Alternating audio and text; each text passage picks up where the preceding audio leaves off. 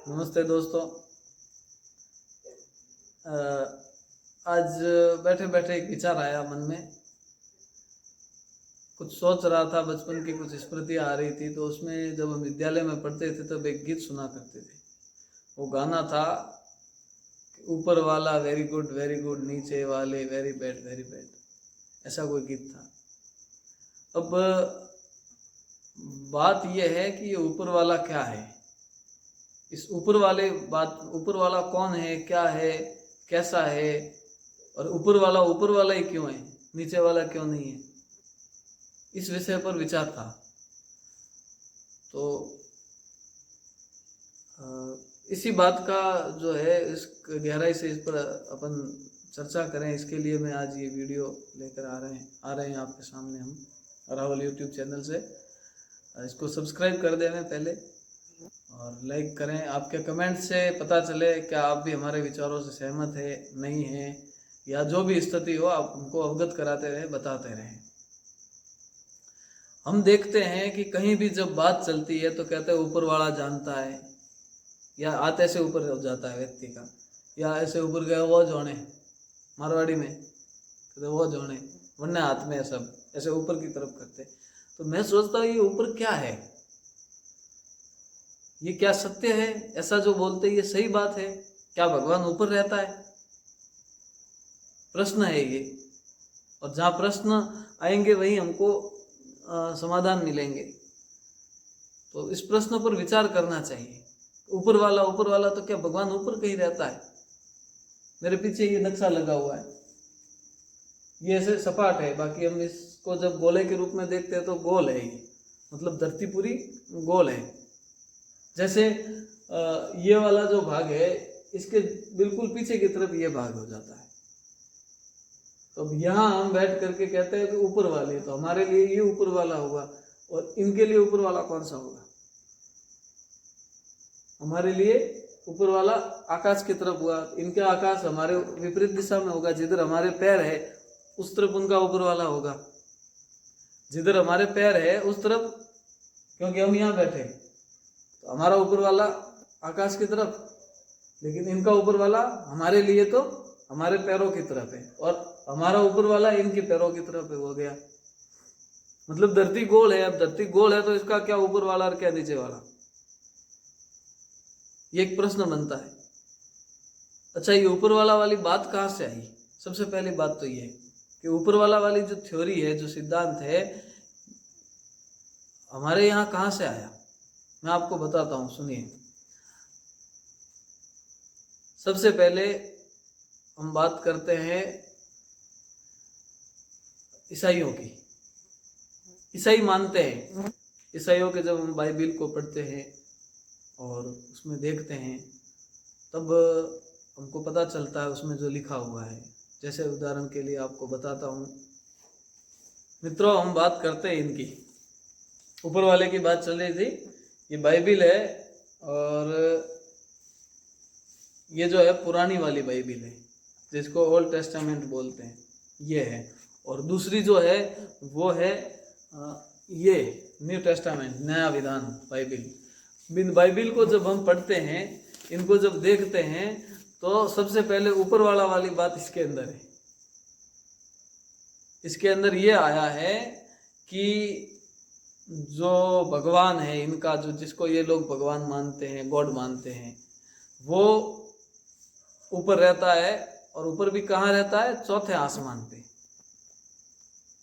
चौथे आसमान पर रहता है, वहाँ बैठा हुआ है और वो सब उस सिस्टम को चला रहा है।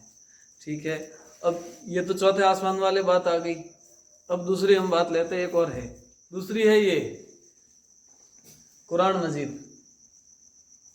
ये लोग जिसे अल्लाह कहते हैं, खुदा कहते हैं, उसके बारे में बोलते हैं कि वो 7वें आसमान पे है। ईसाइयों का तो था चौथे आसमान पे 2000 साल पहले। ठीक है, 1400 साल पहले वाले जो है ये कहते हैं कि खुदा अल्लाह जो है वो 7वें आसमान पे बैठे हुए। अब प्रश्न ये बनता है कि आसमान किसको कहते हैं? आकाश किसे कहेंगे? सबसे पहला प्रश्न है कि आकाश किसे कहेंगे। अब आकाश का अगर हम देखने जाए तो जो पोल है, जो खाली जगह है, उसको हम आकाश कहेंगे। जैसे कि एक ढक्कन है पेन का, उसको निकाल दिया बाहर, तो उस पेन के ढक्कन में जो जगह खाली है तो वो आकाश तो वहां भी है। आकाश जहां हम आकाश के अंदर ही खड़े हैं, धरती के ऊपर खड़े हैं और आकाश के अंदर हैं, हम आकाश में खड़े हैं। हमारे ऊपर से लगा करके धरती जहां से शुरू होती है वहां से ऊपर तक पूरा आकाश है, और आकाश एक है। आकाश के कोई भाग थोड़ी है, 1 2 3 4 5 6 7। जो खाली जगह है वो आकाश है, वो आसमान है। तो अब ये जो क्रिश्चियन और जो इस्लाम को मानने वाले लोग हैं, इनके लिए 7वें और 4थे आसमान पर इनका गॉड और अल्लाह रहता है। तो फिर सनातनी क्यों बोलते हैं ऐसा ऊपर वाला? इसके बारे में मैं आपको बताना चाहूँगा कि हमारे अंदर ऐसा कहीं भी, हमारे शास्त्रों में इस प्रकार से कहीं नहीं लिखा हुआ कि ऊपर वाला। हमारे शास्त्र क्या कहते हैं वो भी मैं आपको बताऊंगा, उस पर भी हम चर्चा करेंगे, ठीक है। तो उसके अंदर विशेष बात यह है कि हम तो भगवान को सर्वव्यापी मानते हैं। हमारे वेद उपनिषद ये सब क्या कहते हैं? मैं आपको उपनिषद का एक उदाहरण बताऊंगा। सनातन क्या कहता है, ये एक पुस्तक है वेद स्वाध्याय की। इसमें वेद के चुने हुए मंत्र है जिनकी व्याख्या की है स्वामी देवव्रत सरस्वती जी, आर्यवीर दल के प्रधान संरक्षक हैं भारत के। तो उनके द्वारा ये पुस्तक वेद स्वाध्याय पर इन्होंने लिखी है। तो वेद के चुने हुए मंत्रों को इसमें लिया है। तो इसके अंदर हम देखते हैं, जैसे यजुर्वेद का 40वां अध्याय है, उसका पहला ही मंत्र है ईशावास्यम इदम सर्वम यद किंचत जगत्याम जगत तेन त्यक्तेन भुंजिता मा गृद कस्यस्विद धनम। वो कहता है ईशावास्यम इदम सर्वम, यह जो भी जगत है, जो कुछ भी दिख रहा है, ये सब के अंदर जो है परमात्मा का वास है, उसका निवास है, वो उससे व्याप्त है परमात्मा से। ईशावास्यम इदम सर्वम, सब कुछ, यह जो कुछ भी है यह सारा कि सारा परमात्मा से व्याप्त है। जैसे तिल के अंदर तेल होता है, लकड़ी में आग होती है, उसी प्रकार से जैसे दूध के अंदर घी मक्खन आदि होता है, उसी प्रकार से परमात्मा सर्वत्र व्याप्त है चराचर में। तो यजुर्वेद का 40वां अध्याय इस बात को कहता है। इसके अलावा इसके अंदर एक यजुर्वेद के परमात्मा के स्वरूप के बारे में बताया है। यजुर्वेद का 32वां अध्याय है और उसके अंदर ये बताया है कि न तस्य प्रतिमा अस्ति यस्य नाम महद्यशः, अर्थात कि हे मनुष्यों, जिसका पूज्य बड़ा कीर्ति करने वाला धर्मयुक्त कर्म का आचरण ही नाम स्मरण है, उस परमेश्वर की प्रतिमा परिमाण उसके तुल्य अवधि या साधन प्रतिकृति मूर्ति व आकृति नहीं है, जिस परमेश्वर की महिमा का वर्णन किया गया है। अर्थात कि जिस परमात्मा का महान यश है, उस परमात्मा की कोई भी प्रतिकृति नहीं हो सकती, उसकी कोई भी मूर्ति या उसका वो नहीं हो सकता, क्योंकि वो आकार रूप में है ही नहीं, निराकार है परमात्मा। और चूंकि परमात्मा निराकार है,